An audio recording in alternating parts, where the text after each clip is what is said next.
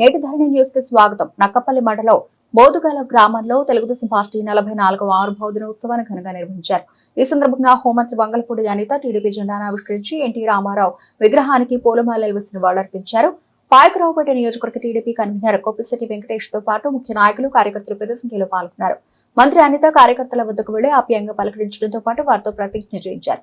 TDP senior కార్యకర్తలను సత్కరించారు. అనంతరం ఆవిర్భావ దినోత్సవాన్ని పురస్కరించుకుని నాయకులు, కార్యకర్తలు కలిసి కేక్ కట్ చేశారు. ఈ సందర్భంగా మంత్రి అనిత మాట్లాడుతూ మోదుగల గ్రామంలో పార్టీ జెండా ఎగరవేయడం ఆనందంగా ఉందన్నారు. పార్టీ బలం కార్యకర్తలే అని, కార్యకర్తలు బలంగా ఉంటేనే పార్టీ బలంగా ఉంటుందన్నారు. ఆవిర్భావ దినోత్సవానికి ప్రపంచంలో ఉన్న తెలుగుదేశం పార్టీ అభిమానులకు, తెలుగుదేశం పార్టీ కార్యకర్తలకు, అదేవిధంగా ఎన్టీఆర్ గారి అభిమానులకు, చంద్రబాబు నాయుడు గారి అభిమానులకు అందరికీ కూడా పేరు పేరున అభినందనలు, కృతజ్ఞతలు తెలియజేసుకుంటున్నా. ఎందుకంటే 44 సంవత్సరాలుగా తెలుగుదేశం పార్టీ జెండాను మోసి ఎన్ని అడ్డంకులు వచ్చినా, ఎంతమంది అవమానించినా, ఎన్ని ఆటంకాలు వచ్చినా కూడా వాళ్ళన్నింటినీ దాటుకొని తెలుగుదేశం పార్టీ నిలబెట్టడానికి ఈ రోజు కృషి చేసిన తెలుగుదేశం పార్టీ కార్యకర్త ప్రతి ఒక్కరికి కూడా పేరు పేరున ధన్యవాదాలు తెలియజేసుకుంటూ వాళ్ళందరికీ కూడా పాదాభివందనం చేసుకుంటున్నాం.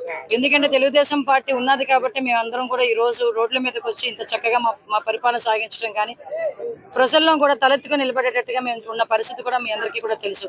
అటువంటి తెలుగుదేశం పార్టీ కార్యకర్తలు చేసిన త్యాగం కానీ, వాళ్ళు చేసిన పోరాటం కానీ, 44 సంవత్సరాలుగా తెలుగుదేశం పార్టీని ఎక్కడా కూడా చిన్నది కూడా కదపనివ్వకుండా చేస్తుందంటే అది తెలుగుదేశం పార్టీ కార్యకర్త తాలూకా బలం. ఆ బలాన్ని ఇచ్చిన కార్యకర్త ఎప్పుడూ కూడా సంతోషంగా ఉండాలి.